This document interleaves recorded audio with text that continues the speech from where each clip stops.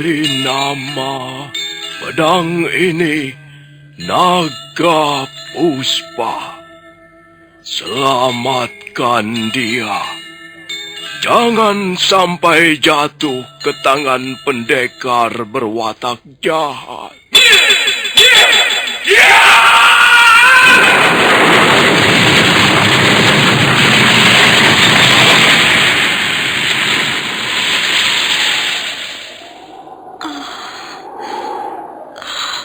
Kakang Kamandanu, kau masih juga tidak percaya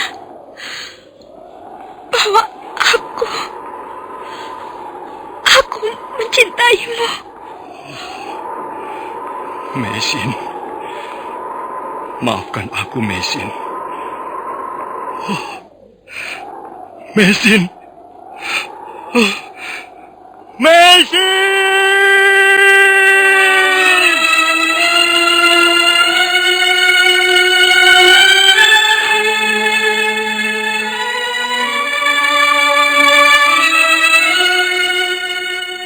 Tutur Tinula.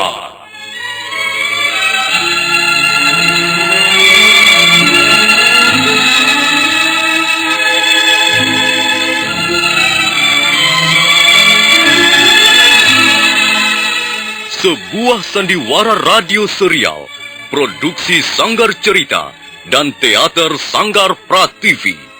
Sebuah kisah dengan latar belakang sejarah runtuhnya Singasari dan berdirinya Kerajaan Majapahit.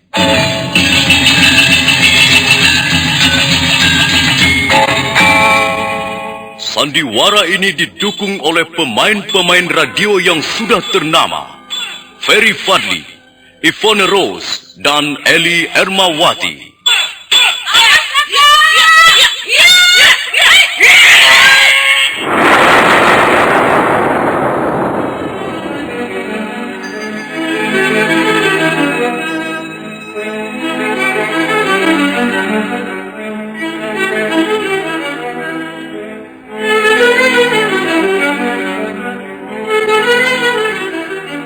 Cerita ini ditulis dan disusun oleh S. Tijab. Teknik dan montase dikerjakan oleh Rudi Tinangon dan Joko SP. Sutradara Y. Rudi Wartono. Kali ini mengetengahkan episode ketiga dengan judul Daun-Daun Bersemi Lagi.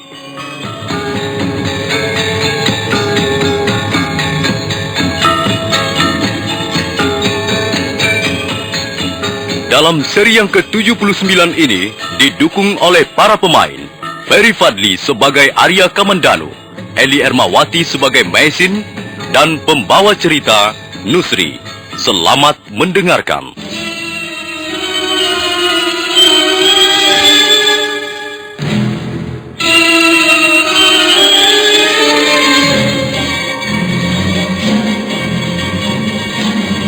Walaupun terlambat, bulan masih menyembulkan dirinya dari bentangan langit malam. Wajahnya yang tinggal sepotong bersinar kemalu-maluan demi memberikan penerangan ala kadarnya pada dunia di bawahnya. Mesin mengancam agar Arya Kamandanu jangan mendekat. Wanita itu sudah berdiri persis di tepi sebuah jurang. Awas, Tuan jangan mendekat. Mesin, kau tidak boleh berbuat seperti itu. Jangan turut campur urusan pribadiku. Kalau begitu kau tidak kasihan pada almarhum suamimu. Mengapa pikiranmu menjadi sangat dangkal dan sempit? Mengapa kau tidak mampu berpikir terang? Hah? Bunuh diri adalah pekerjaan setan. Kau akan tersesat ke lembah yang paling dalam, dan almarhum suamimu pasti akan menangis dalam kuburnya. Oh, tidak! Tuan jangan berkata seperti itu. Tuan berusaha membujuk saya, bukan? Tuan tidak akan bisa membujuk saya. Seharusnya kau ikuti jejak almarhum suamimu. Pendekar Lu adalah contoh pribadi manusia yang tangguh, ulet dan beriman tebal. Dia tabah sampai akhir hayatnya. Dia berani dan jujur demi membela yang hak. Dia tidak mau menang sendiri dan tidak memikirkan dirinya sendiri. Seluruh jiwa raganya diabadikan bagi kepentingan sesama, termasuk kau sendiri.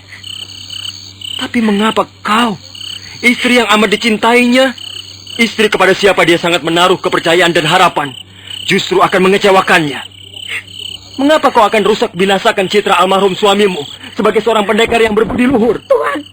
Tuan Kamandanu, di sini bukan tempatnya berkhotbah. Tuan tidak akan bisa mempengaruhi ketetapan hati saya. Tekad saya sudah bulat. Lebih baik saya mati daripada harus kehilangan suami yang amat saya cintai. Baru saja Maisin selesai mengucapkan kalimat-kalimatnya, Arya Kamandanu melompat. Tubuhnya berkelebat ringan, dan sebentar kemudian Maisin sudah berada dalam pelukannya.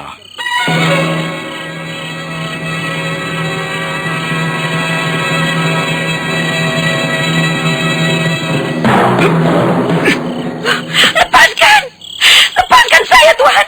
Lepaskan. Tidak, kau tidak akan kulepaskan. Tuan kejam. Lepaskan.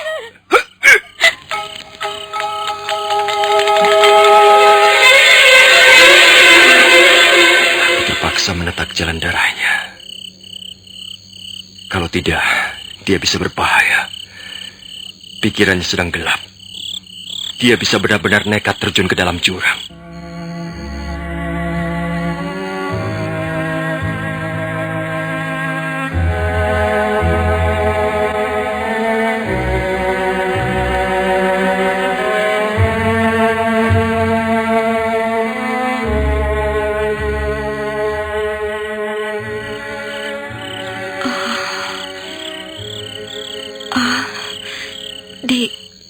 Di mana aku sekarang? Kau di sini, di bangunan tua ini. Tidurlah. Aku akan menjagamu. Mengapa Tuhan menyelamatkan saya? Mengapa Tuhan tidak membiarkan saya terjun ke dalam jurang itu untuk mengakhiri hidup saya? Tanyalah pada dirimu sendiri. Tuhan, saya merasa tak ada gunanya lagi hidup. Saya ingin mati saja, menyusul suami saya. Aku bukan dewa maut. Jangan bicara soal kematian padaku. Tuhan terlalu kejam. Terserah apa yang akan kau katakan. Tuhan tak mempunyai hati. Aku benci orang nekat. Orang yang tidak mau berpikir panjang. Orang yang hanya memikirkan diri sendiri. Tuhan berhati batu. Memang, aku berhati sekeras batu. Karena hidup ini pun keras laksana batu hitam. Tapi setidak-tidaknya, aku masih mampu membedakan mana yang baik dan mana yang buruk. Untuk apa hati selembut sutra kencana kalau perbuatannya ngawur? Selama ini kulihat kau sebagai wanita yang lembut, yang tabah dan setia. Tapi nyatanya kau pun bisa berbuat ngawur. Saya tidak merampas apa yang menjadi hak Tuhan. Untuk apa Tuhan ngurusin saya? Kau tidak tahu bagaimana caranya berterima kasih. Jadi Tuhan... Bukan itu maksudku. Bukan kepadaku kau harus berterima kasih, tapi kepada Sang Pemberi hidup. Saya hanya menggunakan apa yang menjadi hak pribadi saya sendiri. Kau keliru. Kau tersesat. Kau pikir kau punya hak. Hak apa? Kau tidak berhak untuk apapun juga. Semua ini karena karunia-Nya. Semua ini karena pemberiannya. Bahkan napas yang kau hirup setiap hari pun juga diberikan cuma-cuma olehnya. Karena itu kau berdosa besar kalau sampai menyia-nyiakan kebaikan dan kasih sayangnya. Kau harus malu. Kau harus segera menyadari kekeliruanmu yang sangat gawat ini. Hidup bukan milikmu. Karena itu kau tidak punya hak untuk membunuhnya. Kau pikir hanya kau sendirilah orang yang menderita di dunia ini. Kalau kau mau melihat sedikit lebih luas, kalau kau mau membuka cakrawala pandanganmu lebih luas, maka kau bisa menemukan pelajaran-pelajaran yang berharga. Sudahlah. Saya tidak mau mendengar kata-kata Tuhan lagi. Kau takut melihat kebenaran, bukan? Sudahlah. Jangan bicara lagi. Aku...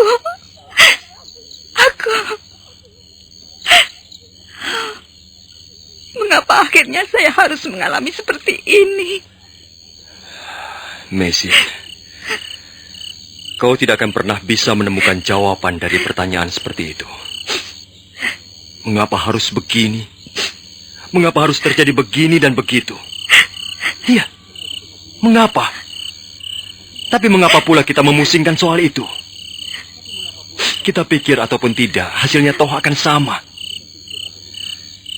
Tangis, penyesalan, dan keluhan tidak akan bisa merubah apa yang sudah terjadi. Iya, memang Tuhanlah yang benar.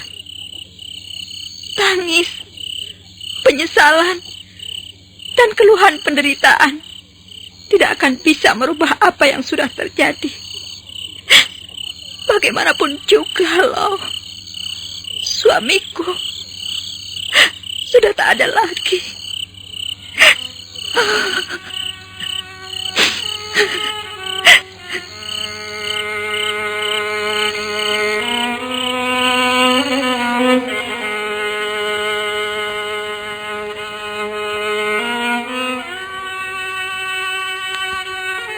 Arya Kamandanu agak merasa lega karena akhirnya Maisin mau juga mendengarkan kata-katanya.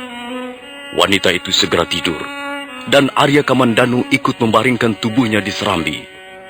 Perapian masih menyala terang ketika dia terlelap sebentar.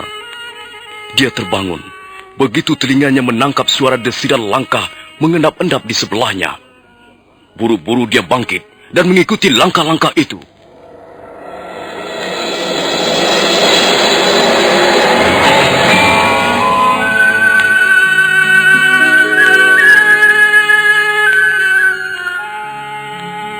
Apalagi yang akan dilakukan wanita itu?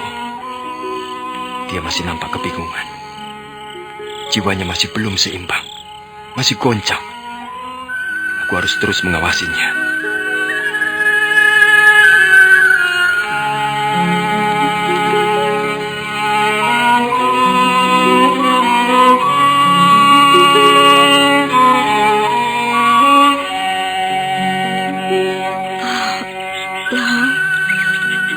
Kau terus menggoda aku. Katakanlah apa yang kau inginkan. Semua ini bukan salahmu, bukan salahku, bukan salah kita. Tapi pasti ada yang harus bertanggung jawab. Dan merekalah yang harus bertanggung jawab. Mereka yang selalu mengejar-ngejar kita. Mereka yang bengis seperti babi hutan. Mereka memburu kita bagai pencuri.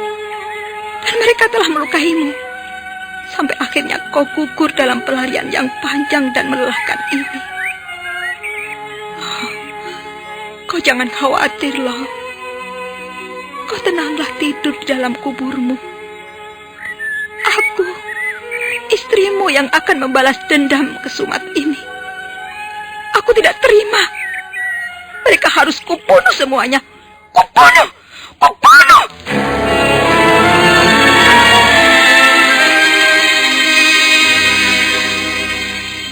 Maisin.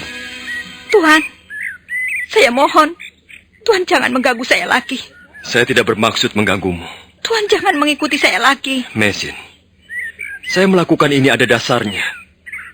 Saya sudah melepaskan janji pada almarhum suamimu sebelum suamimu meninggal. Melepas janji? Iya, aku telah berjanji bahwa aku akan menjaga dan melindungimu. Tidak, saya tidak percaya. Ini atas permintaan almarhum suamimu sendiri. Saya tidak percaya. Sudahlah, mulai sekarang, janganlah Tuhan mengikuti saya lagi. Saya bisa menjaga diri saya sendiri. Maisin, kau mau kemana? Tuhan tidak perlu tahu. Ini bukan urusan Tuhan. Maisin, tunggu!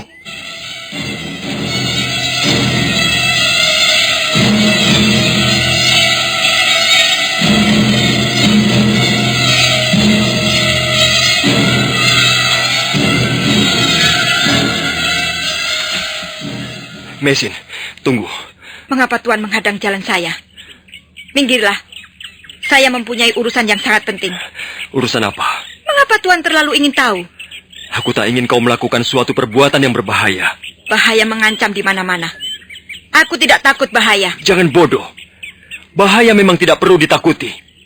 Tapi juga tidak perlu dicari. Kau bisa melakukan hal-hal yang lain yang lebih berguna untuk dirimu. Baiklah. Tuhan ingin tahu apa yang kulakukan. Dengar baik-baik. Saya menjadi seorang janda di negeri orang ini. Bukan tak ada sebabnya. Suami saya dibunuh oleh mereka. Sekelompok pendekar yang berhati kejam. Mereka terus memburu kami tak kenal ampun. Seolah-olah kami penjahat negara. Iya.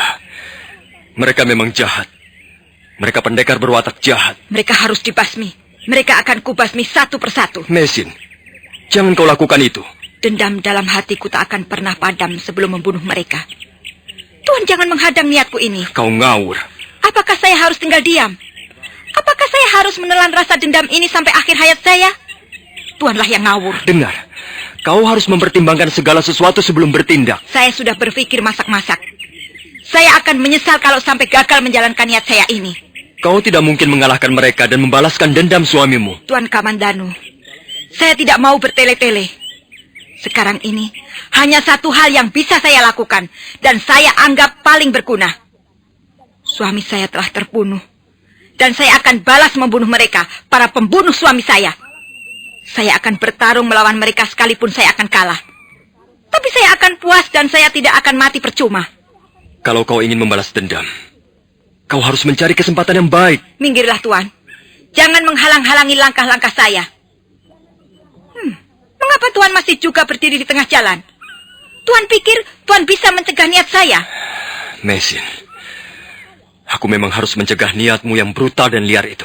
Kalau begitu baik, saya terpaksa menggunakan pedang ini untuk menyingkirkan Tuan.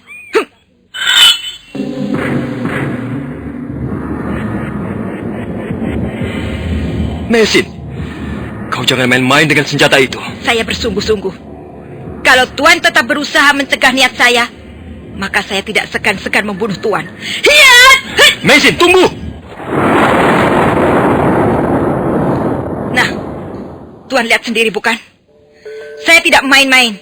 Saya benar-benar akan membunuh Tuan, sekalipun Tuan sudah banyak berjasa pada kami. Kalau memang begitu keinginanmu, baik, bunuhlah aku. Aku tidak akan melawan. Tuan, saya benar-benar akan membunuh Tuan. Bunuhlah. Ayo, silakan bunuh. Aku rela mati demi menjunjung tinggi amanat suamimu. Tuan, minggirlah. Tidak mau. Tuan, minggirlah. Kalau tidak, saya akan benar-benar membunuh Tuan. Bukankah sudah kukatakan bahwa aku rela mati? Aku rela menjadi korban rasa tidak puasmu yang liar dan tersesat. Tuan, minggirlah. Jangan berlutut di situ.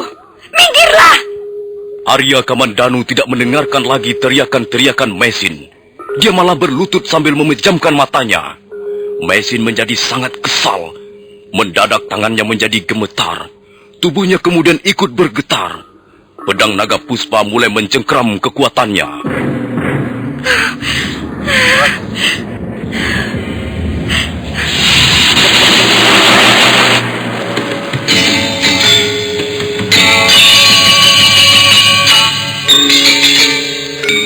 Lepaskan pedang itu.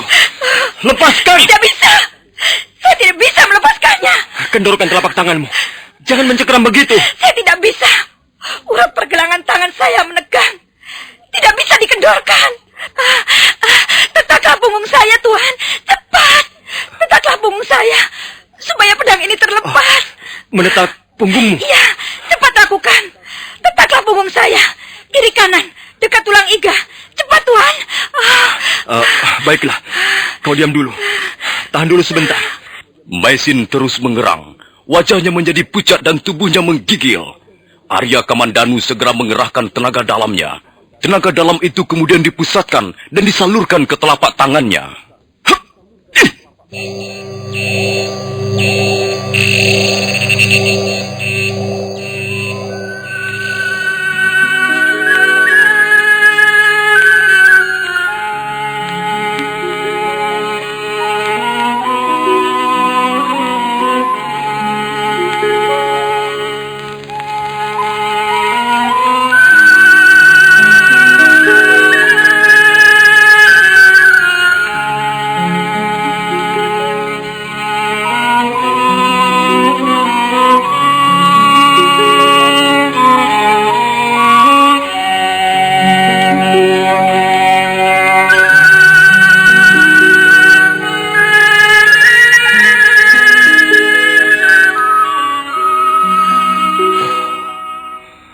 Dia pingsan.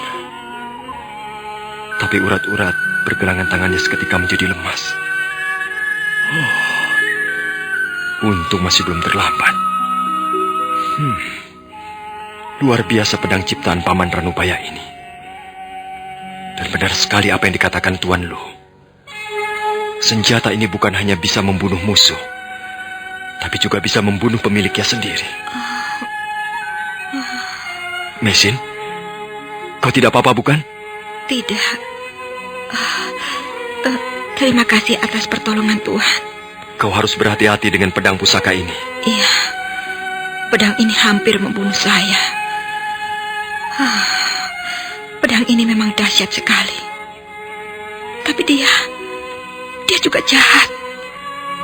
Dia seperti dihuni roh yang jahat. Dia seperti iblis. Tidak. Almarhum suamimu pernah menceritakan perihal pedang pusaka ini. Dia hasil ciptaan seorang empu beraliran putih. Karena itu dia pun mempunyai watak putih. Hanya dibutuhkan tangan-tangan perkasa yang dingin untuk menjinakkan pembawaannya yang liar dan buas. Sudahlah. Kau tidak perlu merisaukan benda ini. Dia tidak akan bisa berbuat apa-apa jika manusia tidak menyentuhnya. Nah, sekarang apa rencanamu? Entahlah, Tuan. Saya tidak tahu lagi apa yang akan saya lakukan. Saya kehilangan arah dalam perjalanan hidup saya ini. Kau mau kembali ke bangunan tua itu? Sebaiknya tidak, Tuan. Bangunan tua itu membuat hati saya tercapik-capik. Nah, kalau begitu, kau ikut aku saja ke Kurawan.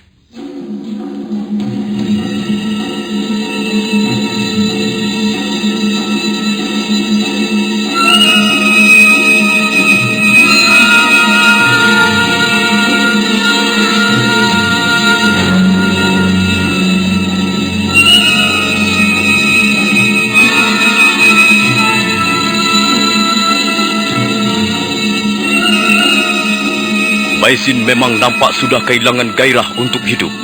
Pandangannya kosong menerawang jauh. Arya Kamandanu merasa iba melihat wanita malang itu. Namun di samping rasa iba, sesungguhnya ada perasaan aneh yang menjala di relung-relung hatinya yang paling dalam. Nah, para pendengar sekalian, bagaimana kisah selanjutnya? Apakah yang akan terjadi di antara mereka, dua insan berlainan jenis itu? Silakan mengikuti seri berikutnya. Sampai jumpa.